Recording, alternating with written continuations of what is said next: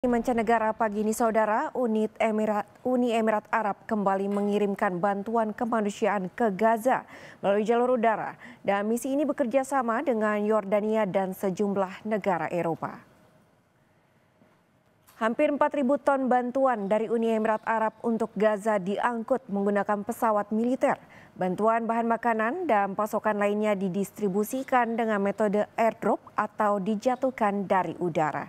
Operasi ini bekerja sama dengan Yordania dan partisipasi dari Perancis, Jerman, Belgia, serta Italia.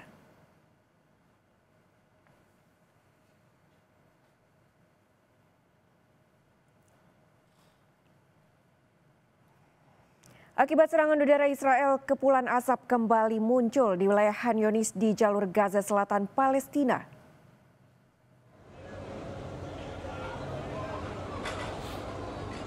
Kepulan asap muncul ketika petugas rumah sakit melaporkan lebih banyak kematian akibat serangan udara Israel dan meningkatnya jumlah korban akibat malnutrisi.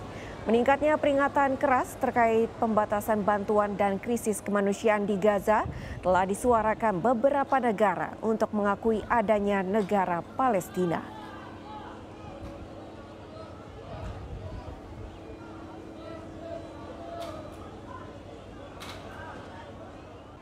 Pemerintah Italia menerima 114 warga Palestina yang dievakuasi dari Gaza Rabu waktu setempat. Mereka yang dievakuasi membutuhkan perawatan medis.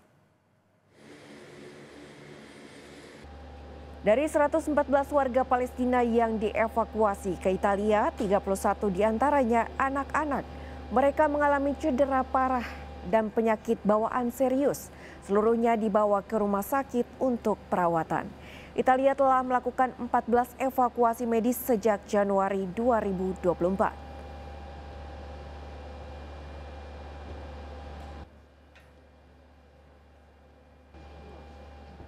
Warga Gaza menghadapi krisis kemanusiaan akut dengan hidup di tenda-tenda penuh sesak sambil menanti pasokan air dan bantuan yang sulit masuk akibat blokade Israel. Ancaman perluasan serangan Israel dan hampir 22 bulan perang telah menewaskan puluhan ribu orang dan mendorong Gaza ke ambang kelaparan.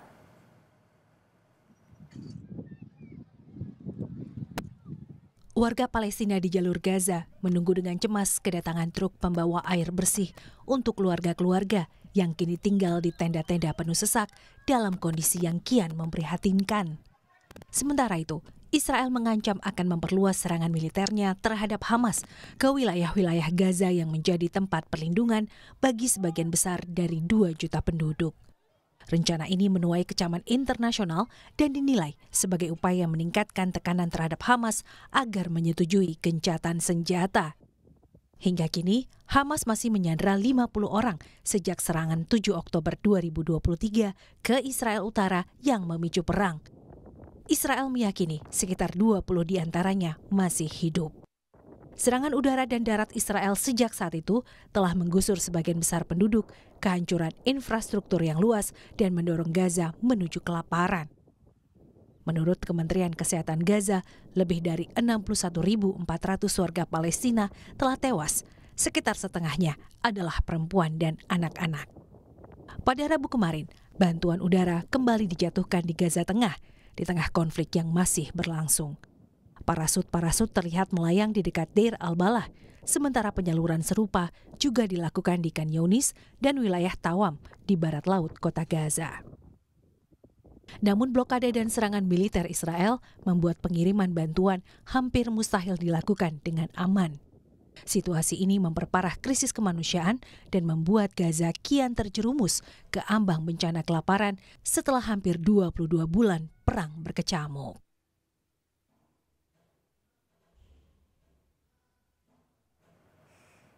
Israel mengumumkan pembangunan permukiman baru yang kontroversial di tepi barat.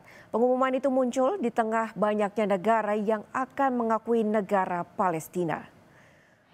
Proyek pembangunan tepi barat yang dikuasai Israel telah dibekukan beberapa dekade karena tekanan internasional. Pengumuman Israel muncul di tengah banyaknya negara yang akan mengakui Palestina pada sidang umum PBB September mendatang.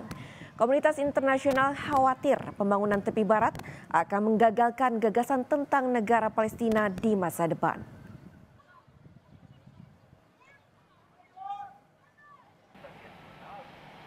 המציאות הזו קוברת סופית את רעיון המדינה הפלסטינית. פשוט כי אין במה להכיר ואין במי להכיר.